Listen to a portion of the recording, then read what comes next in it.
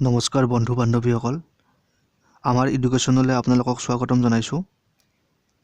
আজি আমি এই ভিডিঅ'টিৰ মাজেৰে বিভিন্ন সংস্থাৰ যিকোনো তিনিটা যেনে UNO, UNICEF, UNFPA এই তিনিটা সংস্থাৰ বিষয়ে আলোচনা কৰিম আৰু পৰৱৰ্তী পৰ্যায়ত অন্য যিবোৰ সংস্থা আছে সেইবোৰ লাহে লাহে আহি থাকিব, আপোনালোকে চাবলৈ নাপাহৰিব।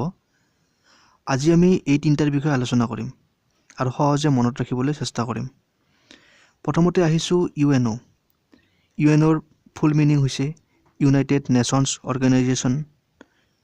এতিয়া ইয়াৰ সচিব হৈছে এণ্টনিঅ' গুটেৰেছ। এইটো বহুত ইম্পৰ্টেণ্ট, সচিবগৰাকীৰ নাম মনত ৰাখিব লাগিব, এণ্টনিঅ' গুটেৰেছ। স্থাপিত হৈছিল 24 অক্টোবৰ 1945, 1945, 24 অক্টোবৰ, এইটো মনত ৰাখিব লাগিব। ইয়াৰে সদস্য ৰাষ্ট্ৰ হৈছে 193।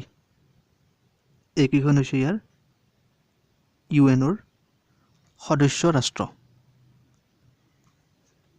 ইয়াৰ মুখ্য কাৰ্যালয় হৈছে নিউয়ৰ্ক। ঠিক তেনেদৰে ইউনিচেফৰো মুখ্য কাৰ্যালয় নিউয়ৰ্ক, UNFPAৰো মুখ্য কাৰ্যালয় নিউয়ৰ্ক। অৰ্থাৎ আমি পৰীক্ষাত আজিৰ পৰা গম পাম যে UN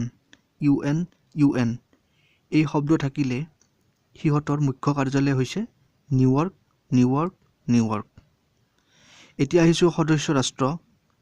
UNOৰ হৈছে 193, ইউনিচেফৰ 191, UNFPAৰ সদস্য ৰাষ্ট্ৰ সাধাৰণতে কমা পৰা হয়, গতিকে সেইটো বৰ বেছি গুৰুত্বপূৰ্ণ নহয়। ইয়াৰে এইটো গুৰুত্বপূৰ্ণ আৰু ইয়াৰে এইটো।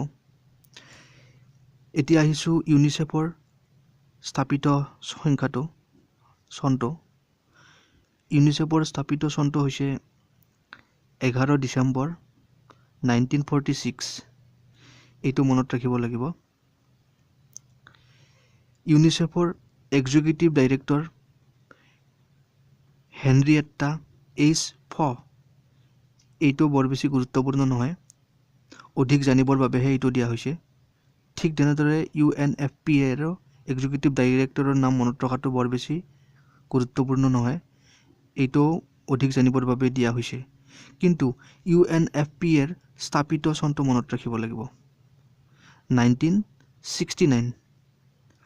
আৰু ইয়াৰ কাৰ্যালয় হৈছে নিউয়ৰ্ক, ইয়াৰো নিউয়ৰ্ক। তো যিকেইটাত ৰাইট চিন দিয়া হৈছে এইকেইটাহে গুৰুত্বপূৰ্ণ, বাকীকেইটা বৰ বেছি গুৰুত্বপূৰ্ণ নহয়। এতিয়া আহিছোঁ ইহঁতৰ ফুল মিনিংবোৰ।